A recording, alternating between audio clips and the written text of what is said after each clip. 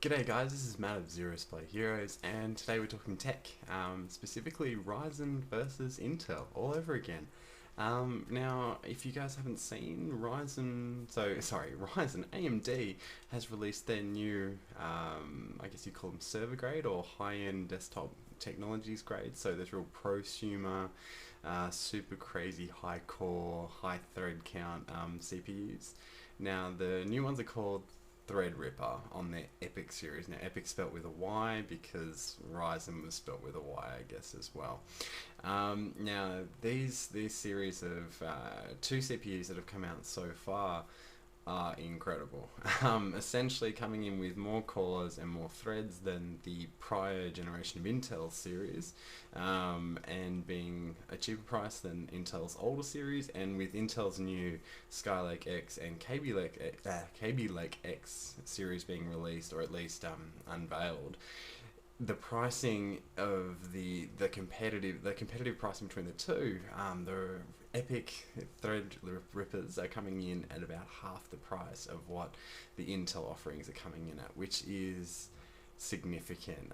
We're talking about that competitive side of things, where if you're looking for those high core, those high thread counts, really it's hard to justify not going to Ryzen at this point, because really that if you're going for those higher core and thread counts, the amount of which they can be overclocked isn't actually as significant as what the actual output of all those cores and threads have. So you could be looking at, especially with the motherboards that can have dual CPUs on there, you could be looking at ridiculously high rates of cores and threads on a single motherboard or in a single system. And that is really significant, and it's really changed the game. AMD have really come in and gone and just cut into that market and gone value versions of what Intel's already put out there. Now, Intel has also recently stated that they'll be releasing a new, I guess, consumer grade, gaming grade versions of their current CPUs. So at the moment they're at Kaby Lake, not Kaby Lake X, but Kaby Lake, and they've announced that they're going with Coffee Lake, which personally, as a person who likes just coffee in general, great name, but it's looking like a pretty cool system, but quite expensive again, with what seems like the top, this is the i9 series as well, I think, kind of mixed up here, but they're running a 6-core 12-thread top of the range CPU that actually runs at 5 gigahertz, which is significant. That's a whole gigahertz higher than, say, the Ryzen 6-core 12-thread 1600 or 1600X. However, this is where it comes down to, once again, the price side of things. That Ryzen 1600 or 1600X is probably at least half the cost, if not a third of the cost of what this new Coffee Lake CPU is going to be, which is significant. If you think about in the way of gaming, a 1600, a whole setup, including a very decent graphics card, is going to cost you as much as what it will probably cost you to buy the CPU on the Intel side.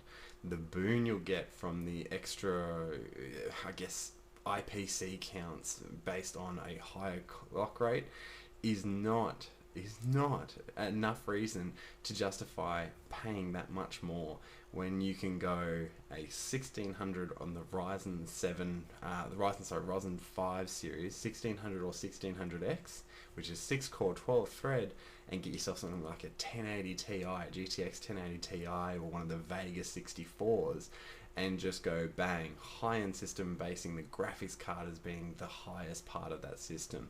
And a lot of people talk about there'll be a throttling of frames and all that type of thing. Now, remembering when in a lot of those testing sites, this is something that I've tried to say every time I've talked about Ryzen in general, is when we've talked about testing in the 1080p side of things, a lot of the times when they're talking about throttling of frames, they're talking of in the 200 frames per second, there is a throttling system. Now, remembering that anyone who can afford a 200 plus hertz monitor can afford to get the highest level of everything else, because you're going to need to get the highest level of everything else. I have a moderate system, a Ryzen 7 1700 with a GTX 1070.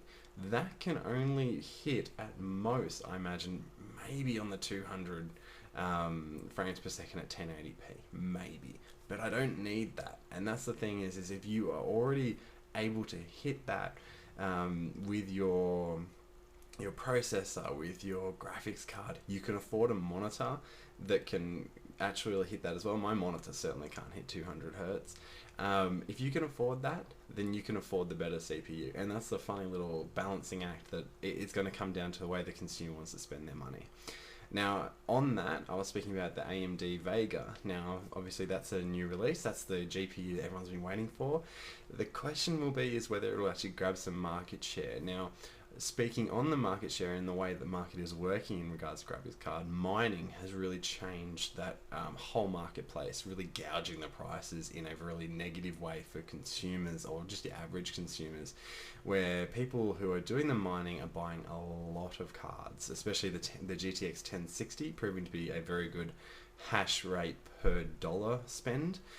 People are moving on to the 1080 Ti's, which has just destroyed the pricing of that, and it's been found that Vega 64s and the 58, I keep getting 56, I think it is, sorry, 56, not 58, the 56 both have very good hash rate per dollar as well. So the question will be is, although these new products are priced really well and perform really well, between sitting the lower of the two being the 56 is the Vega 56 sitting between the 1070 and 1080 in performance, whereas the Vega 64 sits just above the 1080, the GTX 1080 in performance, which is fantastic because their pricing is around the same as well.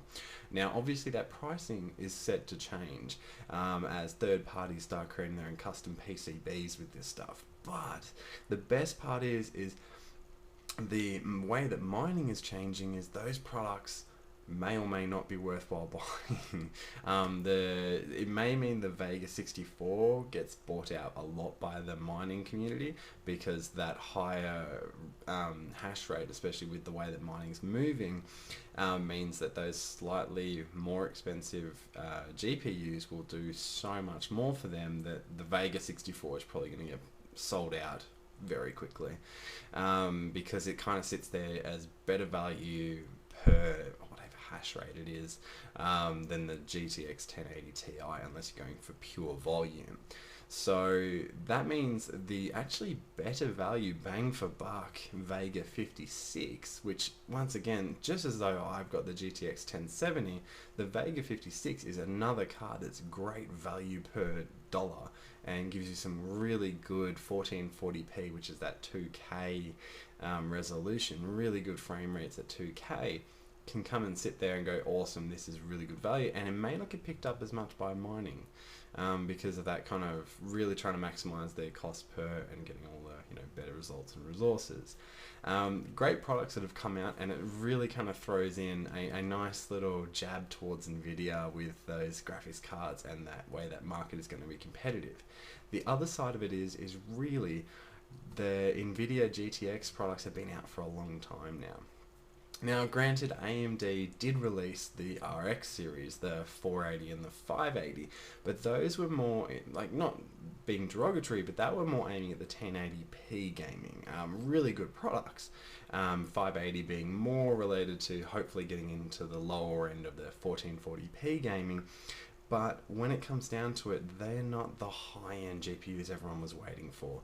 This is the Polaris set with the 480 and 580 actually being in the same family, the 580 being a better tuned, better done, slightly more efficient, just a nice revision of the 480. And it's one of those things where those revisions and that improvement is seen by the price also being quite relatively good, and it being a good product in general. Now, the question will be is whether these Vegas really kind of throw a competition up there, and whether the Vega gets another level again. Now, there's 3 products that have been released for Vega so far, at least announced. There is the Vega 56, which I really haven't get that number right, the Vega 64, and the Vega 64 LCS, which is the liquid cooled system. So it actually has an extra attachment attached to it that kind of brings those cooling down. Now, those are the Founders Edition, or the the first party editions, and now they usually have problems with heating, cooling, because they overheat. They're not the best design. They do look quite nice, but their design isn't really conducive to actually being put into a case and actual real world use. They're great on test benches, but once again, it's that cooling and all those actual everyday use not so good. Now the custom PCBs made by third parties, your MSIs, your Sapphire, your XFX, your you got tons of Gigabyte and all those guys out there, they'll be making some really good cooling. And just wait a little bit longer until those come out and pick up one when you can. The value's definitely going to be worthwhile. Alright, this is Matt of Zeros Play Heroes, doing a little bit of tech news today. We're talking a little bit more on Threadripper, talking a bit more on Intel's Kaby Lake and Skylake X, talking about the i9 stuff, and Coffee Lake as well, which is really interesting, and watching how Vega goes. I'm interested and I'm keen with the possibility of actually wanting to get a Vega graphics card, because I haven't had an AMD card before, so very excited. Thanks heaps guys, see you in the next video. Cheers, bye.